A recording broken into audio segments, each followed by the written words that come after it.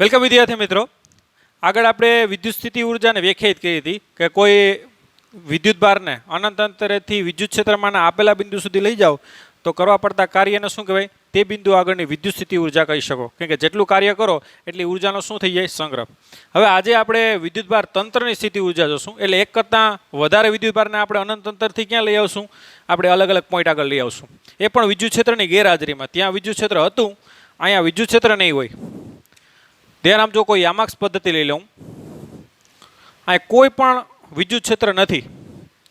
આપણે અનંત અંતરે આવી દાખલા કે 3 વિદ્યુત ભાર પડ્યા, Q1, Q2 અને Q3.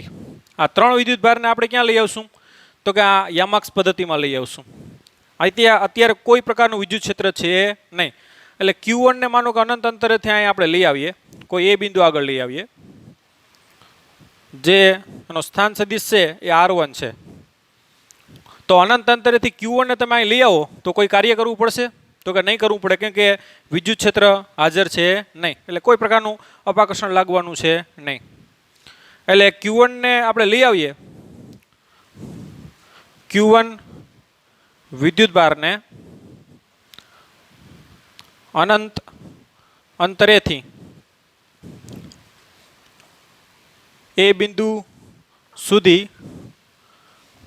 લાવવા માટે કરવું પડતું કાર્ય W1 બરાબર કેવું થાય? 0. માટે સ્થિતિ ઉર્જા નહીં મળે, સ્થિતિ ઉર્જા U1 પણ કેવી થાય? 0. ઓકે. હવે આપણે Q2 વિદ્યુત ભારને આપણે ક્યાં લઈ આવીએ? અનંત અંતરેથી આ B પોઈન્ટ આગળ લઈ આવીએ, જેનો સ્થાન સદિશ શું છે? R2. ઓકે, તો હવે કાર્ય કરવું પડશે. હવે કાર્ય કરવું પડશે. શા માટે? કેમ કે Q1 ની આસપાસ શું હશે? વિદ્યુત ક્ષેત્ર, જે Q2 ને શું લગાડશે? અપાકર્ષણ બળ. એટલે અપાકર્ષણ વિરુદ્ધ શું કરવું પડે? કાર્ય કરવું પડે. અને કાર્ય બરાબર શું થાય? તો કે આ એને કારણે અહીંયા વિદ્યુત સ્થિતિમાન ગુણ્યા શું થાય? તો કે આ Q2. કેમ કે હવે Q1 છે આજુબાજુ શું ઉત્પન્ન કરે? વિદ્યુત ક્ષેત્ર ઉત્પન્ન કરે, જે Q2 નું અપાકર્ષણ. એટલે હવે Q2 ના લઈ આવવા માટે કાર્ય કરવું પડે, અને એ કાર્ય કેટલું હશે? તો અહીં લખશું પહેલાં તો કે Q2 વિદ્યુત ભારને અનંત અંતરેથી B સુધી લઈ જવા માટે કરવું પડતું કાર્ય બરાબર શું થાય? તો કે આપણે W2 કહી દઈએ. W2 બરાબર શું થાય? તો કે V1 into Q2. V1 એટલે તો કે Q1 ને કારણે ત્યાં વિદ્યુત સ્થિતિમાન ગુણ્યા શું થાય? Q2. વિદ્યુત સ્થિતિમાન એટલે આપણે ખ્યાલ જ છે, અને આ સૂત્ર આપણે ઓલરેડી ભણી ચૂક્યા છે, બરાબર. જ્યાં V1 એટલે એકમ વિદ્યુત ભારને છે, Q2 વિદ્યુત ભાર એટલે ગુણ્યા કેટલા આવે? Q2. હવે V1 એટલે તો કે Q1 ને કારણે અહીંયા વિદ્યુત સ્થિતિમાન, તો આ અંતર કહી દો R12. તો V1 બરાબર શું લખાય? આપણે ખબર છે બિંદુવત વિદ્યુત ભારનું વિદ્યુત સ્થિતિમાન કે Q1 ના છેદમાં શું થાય? R12. R12 એટલે Q1 અને Q2 વચ્ચેનું અંતર, ઇન્ટુ શું લખાય? Q2. આ છે એ તમારો. તો આટલું કાર્ય કરવું પડે, અને આટલી સ્થિતિ ઉર્જાનો શું થઈ જાય? સંગ્રહ. જેટલું કાર્ય કરો એટલી સ્થિતિ ઉર્જાનો સંગ્રહ થઈ જાય, U2. ઓકે. હવે આપણે Q3 વિદ્યુત ભારને લઈ આવીએ. એના માટે રેડ પેનનો યુઝ કરીએ આપણે. માનો કે Q3 વિદ્યુત ભારને અનંત અંતરેથી અહીંયા લઈ આવીએ, જેનો સ્થાન સદિશ શું છે? R3. બરાબર. તો તમારે Q1 ને કારણે પણ વિદ્યુત ક્ષેત્ર ઉત્પન્ન થાય, Q2 ને, આ બંનેને શું કરે? વિરુદ્ધ આપણે કાર્ય કરવું પડે, અને કાર્ય કરો એટલી ઉર્જા શું થઈ જાય? સંગ્રહ થઈ જાય. તો અહીંયા કાર્ય કેટલું કરવું પડે આપણે? તો આપણે પહેલાં લખ નાખ્યાની જેમ કે Q3 વિદ્યુત ભારને અનંત અંતરેથી ક્યાં આગળ? C આગળ, અને C કહી દો, C આગળ લઈ જવા માટે કરવું પડતું કાર્ય આપણે કહી દઈએ W3. તો W3 બરાબર શું થાય? તો કે આ બંનેને કારણે અહીંયા વિદ્યુત સ્થિતિમાન, એટલે Q1 ને કારણે વિદ્યુત સ્થિતિમાન અને Q2 ને કારણે વિદ્યુત સ્થિતિમાન, આ બંનેને કારણે વિદ્યુત સ્થિતિમાન જે હોય એટલે કે Q1 ને કારણે V1 પ્લસ Q2 ને કારણે V2 ઇન્ટુ શું આવશે Q3. આ બંનેને કારણે ત્યાં વિદ્યુત સ્થિતિમાન હશે એના ગુણ્યા કેટલા થાય Q3. જ્યાં V1 એટલે Q1 ને કારણે વિદ્યુત સ્થિતિમાન અને V2 એટલે Q2 ને કારણે વિદ્યુત સ્થિતિમાન. બરાબર. અને આ V1 છે એને કારણે આ અંતર છે ને એને R13 કહી દો અને આ જે અંતર છે ને એને શું કહી દઈએ આપણે R23. બરાબર. તો પર્ટિક્યુલર આ કેસ માટે તમારું V1 શું લખાય બોલો છે કે Q1 ના છેદમાં R13 પ્લસ કે Q2 ના છેદમાં R23 ઇન્ટુ શું આવશે આ Q3 માટે W3 બરાબર શું આવશે તો કે Q3 અંદર ગુણ નાખો એટલે કે Q1 Q3 ના છેદમાં R13 વત્તા કે Q2 Q3 ના છેદમાં R23. આ 23 હોય તો અહીં 23 આવશે. એટલી સ્થિતિ ઊર્જાનો શું થઈ જાય સંગ્રહ કે જેટલું કાર્ય કરો એટલી ઊર્જાનો શું થઈ જાય સંગ્રહ. માટે કુલ સ્થિતિ ઊર્જા તંત્રની કુલ સ્થિતિ ઊર્જા જે આપણે મેળવવાની છે U બરાબર શું થાય U1 plus U2 plus U3. U1 કેટલી હતી આપણી તો કે 0 વત્તા U2 કેટલું છે તો કે આ U2 આપણું કે Q1 Q2 ના છેદમાં શું આવશે R12 વત્તા U3 કેટલું છે તો કે આ 2 છે કે Q1 Q3 ના છેદમાં R13 વત્તા કે Q2 Q3 ના છેદમાં R23. તો આવી રીતે તંત્રને કારણે સ્થિતિ ઊર્જા આરામથી આપણે મેળવી શકીએ. તો ટૂંકમાં આની વચ્ચે આ બંનેની વચ્ચે પ્લસ આ બંનેની વચ્ચે પ્લસ આ બંનેની વચ્ચે ત્રણેયની સ્થિતિ ઊર્જાનો શું થાય સરવાળો. દાખલે કે બે જ વિદ્યુતભાર હોય કેટલા Q1 અને Q2 એની વચ્ચેનું અંતર R હોય તો આની સ્થિતિ ઊર્જા કેટલી થાય તો કે U બરાબર કે Q1 Q2 ના છેદમાં R. બરાબર. ત્રણ વિદ્યુતભાર હોય તો ત્રણ જોડ બને ખ્યાલ આવ્યો. એ બે જ વિદ્યુતભાર હોય તો સ્થિતિ ઊર્જા કેટલી થાય કે Q1 Q2 ના છેદમાં R. તો આ સૂત્ર પણ આપણે આના ઉપરથી મળી શકે. જો આ બે વિદ્યુતભારની જ છે જો આ ત્રીજો વિદ્યુતભાર ન હોય તો બે વિદ્યુતભારની સ્થિતિ ઊર્જા કેટલી થાય કે Q1 Q2 ના છેદમાં એની વચ્ચેનું અંતર. બરાબર. તો આ રીતે બે વિદ્યુતભારની સ્થિતિ ઊર્જા કેટલી થાય કે Q1 Q2. આપણે ખબર છે ગુરુત્વ સ્થિતિ ઊર્જા મેળવી હતી કે ભાઈ એક દળ M1 હોય અને એક દળ કેટલું હોય M2 હોય તો ગુરુત્વ સ્થિતિ ઊર્જા કેટલી થાય G M1 M2 ના છેદમાં શું આવ્યું હતું આપણે R આવ્યું હતું. તો અહીંયા જો કેની જગ્યાએ G ની જગ્યાએ શું આવે કે દળની જગ્યાએ શું આવશે વિદ્યુતભાર. બરાબર. તો એ પ્રકારના સેમ અહીંયા પણ એ સૂત્રો ચાલે છે. એટલે જ મેં તમને કીધું ચેપ્ટરની શરૂઆતમાં કે ભાઈ અહીંયા ભૌતિક રાશિનો સિમ્બોલ જ બદલે છે બાકી કોઈ પણ પ્રકારની અન્ડરસ્ટેન્ડિંગ અહીં બદલતી નથી. એટલે આ વસ્તુ તમારા માટે એકદમ કેવી છે સિમ્પલ છે અને આપણે બધી વસ્તુ કરાવીએ જ છે તો પણ બરાબર કે નકર 11માં આપણે ઓલરેડી પ્યોર સેન્સથી સમજાવેલું જ છે. ઓકે. આવી રીતે ચાર વિદ્યુતભારનું તંત્ર હોય. બધા વિદ્યુતભાર માનો કે Q Q Q અને Q છે અને ચોરસ છે એની બાજુની લંબાઈ કેટલી છે સ્મોલ એ. ઓકે. તમને કહે કે આ તંત્રની સ્થિતિ ઊર્જા મેળવો તો અહીં કેટલી જોડ બને ભાઈ ત્રણ વિદ્યુતભાર હતા તો ત્રણ જોડ બનતી હતી. અહીં ચાર વિદ્યુતભાર છે કે કેટલી બનશે તો કે આની વચ્ચે બને એક તો આ U1 આની વચ્ચે બને U2 આની વચ્ચે U3 આની વચ્ચે U4 આની વચ્ચે U5 અને આની બે વચ્ચે U6. એટલે ટોટલ સ્થિતિ ઊર્જા U બરાબર શું લખાય U1 plus U2 plus U3 plus U4 plus U5 plus U6. હવે U1 બરાબર U2 બરાબર U3 બરાબર U4 સેમ થશે કેમ કે બધા વચ્ચેના અંતર કેટલા થાય એ અને આ વિદ્યુતભાર પર સેમ છે. તો U1 એ કેટલું થશે તો કે K Q1 Q2 એટલે Q ગુણ્યા Q એટલે કેટલું થાય Q સ્ક્વેર ના છેદમાં કેટલું આવશે સ્મોલ એ. બે વિદ્યુતભારની સ્થિતિ ઊર્જા કેટલી હોય અહીંયા K Q ગુણ્યા આ Q ના છેદમાં A એટલે કેટલું થાય AQ સ્ક્વેર બાય S. તો આની પણ એટલી આની પણ બરાબર અને આ બે સેમ થશે કેમ કે આ બે વચ્ચેના અંતર સેમ છે એટલે કે U5 is equal to U6 is equal to કેટલું થાય K Q સ્ક્વેર બાય આ વચ્ચેનું અંતર કેટલું થાય કર્ણ કેટલો હોય √2a, a સ્ક્વેર વત્તા a સ્ક્વેર બરાબર આ અંતર થાય ABCD કહી દો જે હોય. તો આ કર્ણ કેટલો થાય, સોરી આ કર્ણ કેટલો થાય √2a, પાયથાગોરસનો પ્રમેય √2a.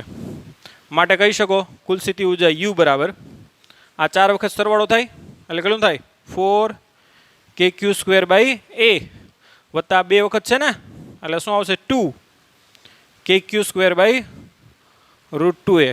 આમાં સામાન્ય શું નીકળે, જો આ √2 થઈ જાય અહીંયા કે √2 ગુણ્યા √2 એટલે 2 એટલે કેટલા થઈ જાય √2. સામાન્ય શું નીકળે kq²/a કૌંસમાં વધે શું 4 + √2. તો આવી રીતે બેઝિક MCQ છે બરાબર, નીટ લેવલની પણ કહી શકો, આ રીતે આરામથી કરી શકો. ઓકે, તો આ થઈ ગઈ વિદ્યુતભાર તંત્રને કારણે સ્થિતિ ઊર્જા અને એને રિલેટેડ એક આધી MCQ. હવે આપણે બાહ્ય વિદ્યુત ક્ષેત્રમાં વિદ્યુતભારને લઈ આવશું અને એની સ્થિતિ ઊર્જા જોશું. બરાબર, આ લખી લ્યો. આગળ આપણે બાહ્ય વિદ્યુત ક્ષેત્રની ગેરહાજરીમાં વિદ્યુતભાર તંત્રની શું જોઈ, વિદ્યુત સ્થિતિ ઊર્જા જોઈ. હવે બાહ્ય વિદ્યુત ક્ષેત્રની હાજરીમાં એકલ એટલે કે એક વિદ્યુતભારને આપણે લઈ આવશું તો સ્થિતિ ઊર્જા કેટલી એ આપણે મેળવીએ. તો આપણે બાહ્ય વિદ્યુત ક્ષેત્ર રાખવાનું છે એટલે કે આ એક્સ અક્ષ કહી દો, આ વાય અક્ષ કહી દો, અહીંયા ઉદ્ગમ બિંદુ, અહીંયા કોઈ વિદ્યુત ભાર છે એની આસપાસ શું હશે અહીંયા વિદ્યુત ક્ષેત્ર. માનો કે કોઈ આર અંતરે આપણે કોઈ વિદ્યુતભારને લઈ આવવો છે, ક્યાંથી તો કે અનંત અંતરેથી. માનો કે આ કોઈ Q1 વિદ્યુતભાર છે અને Q1 વિદ્યુતભારને છે આપણે ક્યાં લઈ આવવો, P બિંદુ સુધી લઈ આવવો છે. બરાબર, તો અહીંયા શું લખ્યું આપણે ટાઇટલ કે બાહ્ય વિદ્યુત ક્ષેત્રમાં, એટલે આપણે શું લીધું એક વિદ્યુતભાર લઈ લીધો. આ વિદ્યુતભારની આસપાસ શું હશે વિદ્યુત ક્ષેત્ર. બરાબર, એટલે ઓલા વિદ્યુતભારને અહીંયા લઈ આવવો હોય તો શું કરવું પડે, કાર્ય કરવું પડે. કારણ કે આ વિદ્યુતભાર છે ને હું લગાડતો હોય અપાકર્ષણ, તો અપાકર્ષણ વિરુદ્ધ શું કરવું પડે કાર્ય. અને કાર્ય છે એ કેમાં કન્વર્ટ થઈ જાય, કારણ કે એની વચ્ચે એક પ્રકારની સ્પ્રિંગ માની શકો જે તમે દબાવો છો, જે એની વચ્ચે શું થઈ જાય સંગ્રહ થઈ જાય, જેને જ આપણે શું કહીએ એ બિંદુ આગળની વિદ્યુત સ્થિતિ ઊર્જા. અને એ વિદ્યુત સ્થિતિ ઊર્જા આપણે શું કરવી છે મેળવવી છે. તો એનું સમીકરણ આપણે આ રીતે લખી શકીએ કે ભાઈ આ Q1 ને અનંત અંતરેથી અહીં લઈ આવો તો કેટલું કાર્ય કરવું પડે, તો કે W બરાબર આપણે ઓલરેડી સૂત્ર મેળવી જ લીધું છે. W બરાબર શું થાય VQ, અહીંયા VP P બિંદુ આગળનું વિદ્યુત સ્થિતિમાન VP કહી દઈએ અથવા તો V of R કહી દઈએ, કારણ કે એ કેટલા અંતરે છે R અંતરે છે. એટલે V of R ઇન્ટુ શું થાય Q1. અને આ જેટલું તમે કાર્ય કરો એટલી સ્થિતિ ઊર્જાનો શું થાય સંગ્રહ થાય. તો એને આપણે U લખી શકીએ. એટલે U બરાબર શું થાય તો કે V of R into Q1. તો આ રીતે એકલ વિદ્યુતભાર એટલે કે ખાલી ઓનલી Q1 વિદ્યુતભારને તમે ક્યાં લઈ આવો વિદ્યુત ક્ષેત્રમાં કોઈ આપેલા બિંદુ સુધી લઈ જાઓ તો ટૂંકમાં આટલી સ્થિતિ ઊર્જા તમને મળે. U બરાબર VQ, જ્યાં V of R એટલે શું છે તો કે R અંતરે વિદ્યુત ક્ષેત્ર અથવા તો વિદ્યુત સ્થિતિમાન સોરી. તો આ રીતે એકલ વિદ્યુતભારની સ્થિતિ ઊર્જા મેળવી શકાય. તમારા બુકમાં એક પેજ આખું કરી નાખ્યું જેમાં આ જ ચર્ચા છે કે ભાઈ કોઈ એક બાહ્ય વિદ્યુત ક્ષેત્ર કોઈ વિદ્યુતભાર છે એને કારણે કોઈ શું છે વિદ્યુત ક્ષેત્ર અને આપણે આર અંતરે કોઈ શું છે P બિંદુ, તો અનંત અંતરેથી વિદ્યુતભારને ક્યાં લઈ આવવો છે ત્યાં લઈ આવવો છે. તો કેટલું કાર્ય કરવું પડે W બરાબર વ્યાખ્યા અનુસાર V of R into Q1, જ્યાં V of R એટલે શું છે તો કે P બિંદુ આગળનું વિદ્યુત સ્થિતિમાન. તો જેટલું કાર્ય કરવું પડે એટલી સ્થિતિ ઊર્જાનો શું થાય સંગ્રહ. તો આ રીતની ચર્ચાઓ જ છે આખી. તમને કહેશો કે ભાઈ આટલામાં પૂરું થઈ ગયું, તો એ બધી જ વસ્તુ તમારી બુકમાં એ રીતે લખેલી છે જે બોલતો ગયો એ. બરાબર, તો આ થઈ ગઈ એકલ વિદ્યુતભાર. હવે બે વિદ્યુતભારને આપણે લઈ આવીએ. હવે આપણે બાહ્ય વિદ્યુત ક્ષેત્રમાં કેટલા વિદ્યુતભાર લઈ આવશું, બે વિદ્યુતભારને લઈ આવશું અને આપણે એની સ્થિતિ ઊર્જા મેળવીએ. તો બાહ્ય વિદ્યુત ક્ષેત્ર અહીંયા દાખલા કે ઉદ્ગમ બિંદુ ઉપર કોઈ કેપિટલ Q વિદ્યુતભાર મૂકી દો એટલે એની આસપાસમાં શું હશે વિદ્યુત ક્ષેત્ર. આપણે અનંત અંતરેથી બે વિદ્યુતભારને લઈ આવશું, એક Q1 અને એક Q2. Q1ને આપણે ચાલો કે અહીંયા R1 અંતર લઈ આવીએ જ્યાં ઓલરેડી વિદ્યુત સ્થિતિમાન V of શું છે R1. બરાબર, અને ઓકે ચાલો પહેલાં Q1ને લઈ આવીએ. તો Q1 વિદ્યુતભારને આપણે દાખલા કે R1 સ્થાન સદિશ છે, દાખલા કે એ બિંદુ આગળ લઈ આવીએ તો કરવું પડતું કાર્ય કેટલું હશે લખવું હોય તો લખીએ આપણે. કે Q1 વિદ્યુતભારને એ બિંદુ સુધી Q1 વિદ્યુતભારને અનંત અંતરેથી એ બિંદુ સુધી લાવવા માટે કરવું પડતું કાર્ય W1 હોય તો કેટલું થાય? તો કે ત્યાં આગળનું સ્થિતિમાન V(R1) ઇન્ટુ શું થાય? Q1. કાર્ય કરો એટલી સ્થિતિ ઊર્જાનો સંગ્રહ શું થાય? સંગ્રહ થાય. એટલે કે U1 બરાબર શું લખાય? તો કે V(R1) ઇન્ટુ Q1. ઓકે, હવે આપણે કોને લઈ આવીએ? તો કે Q2 વિદ્યુતભારને દાખલા કે આ બી બિંદુ આગળ લઈ આવીએ. ધ્યાન આપજો. અને એનો સ્થાન સદિશ શું છે? R2. અને આ જે વિદ્યુતભાર છે ને એને કારણે અહીંયા વિદ્યુત સ્થિતિમાન કેટલું છે? તો કે V(R2). અને આને કારણે પણ હશે ને અહીંયા વિદ્યુત સ્થિતિમાન. કે હવે Q1 વિદ્યુતભારના અહીંયા લઈ આવ્યા છો તો એને કારણે પણ અહીંયા વિદ્યુત સ્થિતિમાન હશે. તો એને કારણે વિદ્યુત સ્થિતિમાન કેટલું માની લ્યો? તો કે V1. તો ત્યાં ટોટલ વિદ્યુત સ્થિતિમાન કેટલું હશે? V(R2) પ્લસ કેટલું હશે? V1. તો Q2 વિદ્યુતભારને અનંત અંતરેથી બી બિંદુ સુધી લઈ જવા માટે કરવું પડતું કાર્ય કેટલું થશે? તો કે W2 કહી દો એને. તો W2 બરાબર શું થાય? તો કે V1 Q1 વિદ્યુતભારને કારણે V1 પ્લસ બાહ્ય વિદ્યુત ક્ષેત્રને કારણે V(R2). આ બંને આવશે ઇન્ટુ શું થાય? Q2. ખ્યાલ આવ્યો તમને? કેમ કે અનંત અંતરેથી અહીંયા લઈ આવો બી આગળ, તો બી આગળનું કુલ વિદ્યુત સ્થિતિમાન ગુણ્યા શું આવશે? Q2. અહીંયા બી આગળનું કુલ વિદ્યુત સ્થિતિમાન બેનો સરવાળો થાય. V1 એટલે કોને કારણે? Q1 ને કારણે આ જે આ અંતર કહી દો R12 પ્લસ આ બાહ્ય વિદ્યુત ક્ષેત્રને કારણે V(R2). તો આ બેનો સરવાળો ગુણ્યા શું આવશે? Q2. W બરાબર VQ. પણ V એટલે શું થાય? આ બી આગળનું સ્થિતિમાન છે ને. ખ્યાલ આવ્યો તમને? જે કેટલું છે ટોટલ આ બેનો સરવાળો. ઓકે, તો અંદર ગુણ નાખીએ Q2 ને. તો Q2 ને અંદર ગુણો તો શું થાય? W2 બરાબર શું આવશે? V1 into Q2 plus V(R2) into Q2. હવે V1 એટલે ખબર છે, આ Q1 ને કારણે અહીંયા V1 કેટલું હશે? તો કે KQ1/R12 ઇન્ટુ આ Q2 plus V(R2) into Q2. Okay, તો આ થઈ ગયું Q2 ને અનંત અંતરેથી બી સુધી લઈ જવા માટે કરવું પડતું કાર્ય. અને જેટલું કાર્ય કરવું પડ્યું હશે એટલી સ્થિતિ ઊર્જાનો શું થાય? સંગ્રહ. જેને આપણે શું કહી દઈએ? U2. માટે કુલ સ્થિતિ ઊર્જા કેટલી થશે? માટે કુલ સ્થિતિ ઊર્જા બરાબર શું થાય? તો કે U બરાબર U1 પ્લસ U2.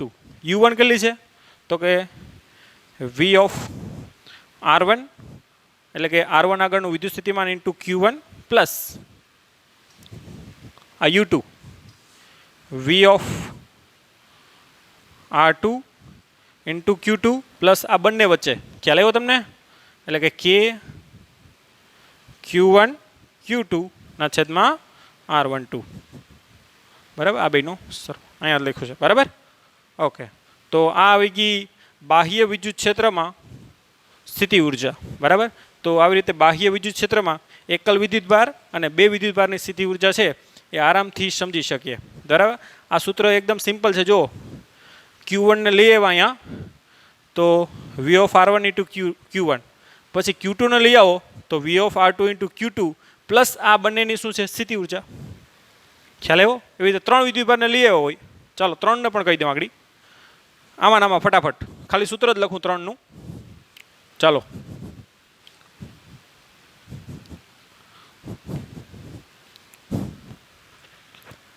આપણે 3 વિદ્યુતભારને બાહ્ય વિદ્યુત ક્ષેત્રની ગેરહાજરીમાં લઈ આવ્યા હતા, એ આપણે ખ્યાલ છે એનું સૂત્ર. પણ બાહ્ય વિદ્યુત ક્ષેત્રની હાજરીમાં કેટલું થાય? દાખલા કે બાહ્ય વિદ્યુત ક્ષેત્ર છે, આ 3 વિદ્યુતભારને લઈ આવવાના છે, Q1 Q2 અને Q3 ને અનંત અંતરેથી. Q1 ને લઈ આવો તો કેટલું થાય? U1 આખરે U લખી નાખીએ. Q1 ને લઈ આવો તો V ઓફ R1 ઇન્ટુ શું લખાય? Q1 પ્લસ Q2 ને લઈ આવો તો V ઓફ R2 ઇન્ટુ શું લખાય? Q2 પ્લસ આ બંનેની વચ્ચે થાય ને Q1 ને પછી Q2 ને લઈ આવ્યા હોય તો એક તો આને કારણે પ્લસ આને કારણે કેટલી હોય? તો કે K Q1 Q2 ના છેદમાં R12. ઓકે, એ તો આપણે મેળવી ગયા છે. હવે Q3 ને લઈ આવીએ. જો Q3 ને લઈ આવો તો આને કારણે પણ થાય, આને કારણે પણ થાય અને આને કારણે, એટલે શું લખાય? V of R3 into Q3, તો બાહ્ય વિદ્યુત ક્ષેત્રને કારણે. Q1 ને કારણે તો કે K Q1 Q3 ના છેદમાં R13 અને Q2 ને કારણે તો કે K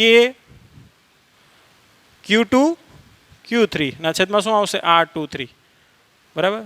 તો આ રીતે ટૂંકમાં બાહ્ય વિદ્યુત ક્ષેત્રમાં 3 વિદ્યુતભારને લઈ આવો તો સ્થિતિ ઊર્જા આ પ્રમાણે થાય. તો એ રીતે સૂત્ર હવે આપણે ડાયરેક્ટ લખતા આવડવું જોઈએ.